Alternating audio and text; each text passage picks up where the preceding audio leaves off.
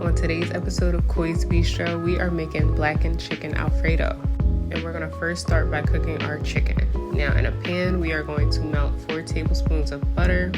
And I didn't catch this part on camera, however I did pre-season my chicken with some Slap Your Mama seasoning and some black pepper.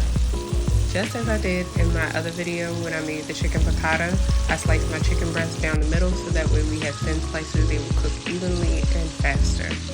Because our chicken breasts are sliced so thinly, we want to cook them for about 6 to 8, maybe even 10 minutes on both sides. Or if you want to get technical, until we reach an internal temperature of 165 to 185. 190 max because we don't want any dry chicken, and 165 is the minimum to get us out of that danger zone.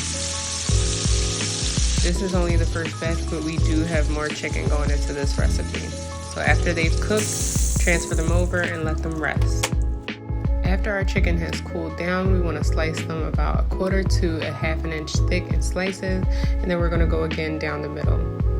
We want to have nice bite-sized pieces of chicken. Nothing too small, nothing too big.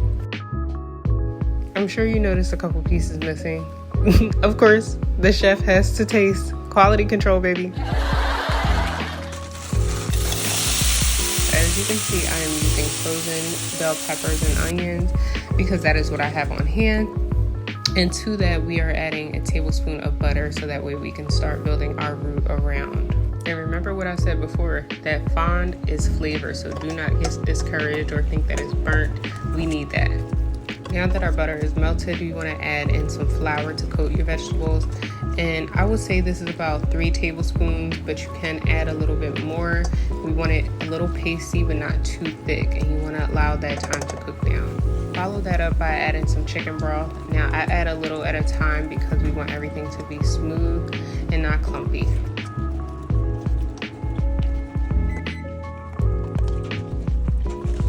Since your contents had the chance to mingle, everything should be as smooth like this. And to follow that up, we're going to be adding our milk, mixing that all together until it begins to thicken. I thought my veggies were looking a little lonely, so I added some broccoli, and then the next step I added my Parmesan cheese and mixed that all together. At this point, you can reduce your heat because we want to melt the cheese, not necessarily cook it. And then to that, we will be adding some garlic powder and black pepper. I haven't added any additional salt yet because our chicken has been salted enough, and we're going to put that back into our sauce, as well as the Parmesan being a little salty. After placing your chicken back in the sauce, we're going to give that a nice stir, as well as tasting it to see if you need any more seasoning. For my palate, I needed just a little bit more salt to the sauce, but this is why we taste as we go. Give your sauce one last final stir, and you are ready to start plating. Me personally, I wanted to pair the sauce with a thin fettuccine, but you can use linguine, angel hair pasta, farfalle pasta, penne pasta, or simply spaghetti.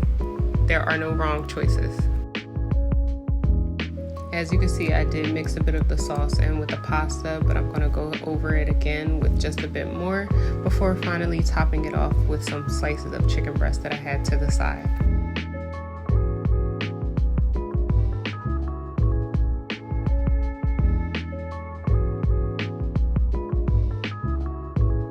And there it is. Bon appetit. It is time to eat. This is fabulous.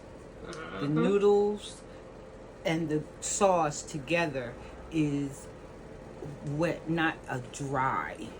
Has a little kick to it. Not salty at all.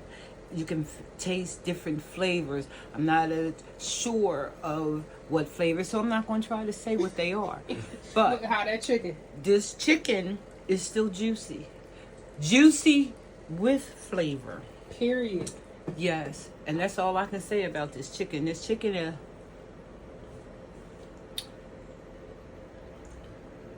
This chicken good. Thank you for watching my video, and if you enjoyed, give it a like and subscribe, and I'll see you next time.